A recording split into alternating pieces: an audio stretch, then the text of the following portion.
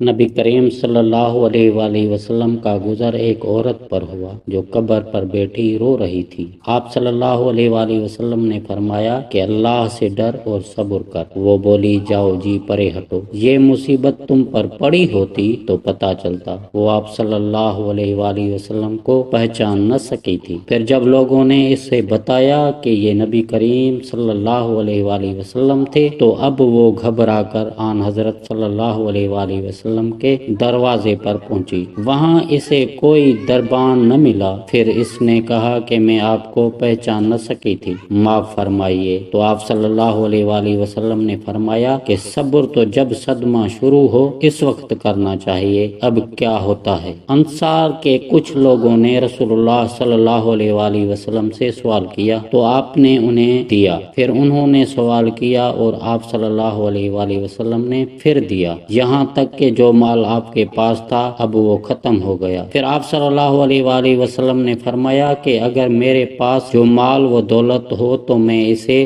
بچا کر نہیں رکھوں گا، مگر جو شخص سوال کرنے سے بچتا ہے تو اللہ تعالیٰ بھی اسے سوال کرنے سے محفوظ ہی رکھتا ہے، اور جو شخص بے نیازی برتتا ہے تو اللہ تعالیٰ اسے بے نیاز بنا دیتا ہے، اور جو شخص اپنے اوپر زور ڈال کر بھی صبر کرتا ہے تو اللہ تعالیٰ بھی اسے صبر و استقلال دے دیتا ہے، اور کسی کو بھی صبر سے زیادہ بہتر اور اس سے زیادہ ہی پایا خیر نہیں ملی۔ صبر تمام نعمتوں سے بڑھ کر ہے۔ آپ صلی اللہ علیہ وآلہ وسلم نے صحابہ رضی اللہ عنہم کو خطاب کرتے ہوئے فرمایا، لوگوں دشمن کے ساتھ جنگ کی خواہش اور تمنا دل میں نہ رکھا کرو، بلکہ اللہ تعالیٰ سے امن و عافیت کی دعا کرو۔ البتہ جب دشمن سے مڈ بھیڑ ہو ہی جائے تو پھر صبر و استقامت کا ثبوت دو۔ یاد رکھو کہ جنت تلواروں کے سائے تلے ہے۔ اس کے بعد آپ صلی اللہ علیہ وآلہ وسلم نے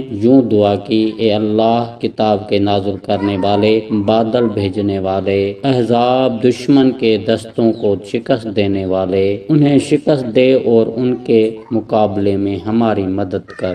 نبی کریم صلی اللہ علیہ وآلہ وسلم نے فرمایا، میرے بعد تم پر ایک ایسا زمانہ آئے گا جس میں تم پر دوسروں کو مقدم کیا جائے گا اور ایسی باتیں سامنے آئیں گی جن کو تم برا سمجھو گے۔ لوگوں نے عرض کیا، یا رسول اللہ، اس وقت ہمیں آپ کیا حکم فرماتے ہیں؟ آن حضرت صلی اللہ علیہ وآلہ وسلم نے فرمایا کہ جو حقوق تم پر دوسرے کے واجب ہوں انہیں ادا کرتے رہنا اور اپنے حقوق اللہ ہی سے مانگنا، یعنی صبر کرو اور اپنا حق لینے کے لیے خلیفہ اور حاکم وقت بغاوت نہ کرنا۔ رسول اللہ صلی اللہ علیہ وآلہ وسلم نے فرمایا کہ اللہ تعالیٰ کا ارشاد ہے کہ جب میں اپنے کسی بندے کو اس کے دو محبوب اعضاء آنکھوں کے بارے میں آزماتا ہوں، یعنی نابینا کر دیتا ہوں، اور وہ اس پر صبر کرتا ہے تو اس کے بدلے میں اسے جنت دیتا ہوں۔ حضرت صہیب رضی اللہ عنہ سے روایت ہے،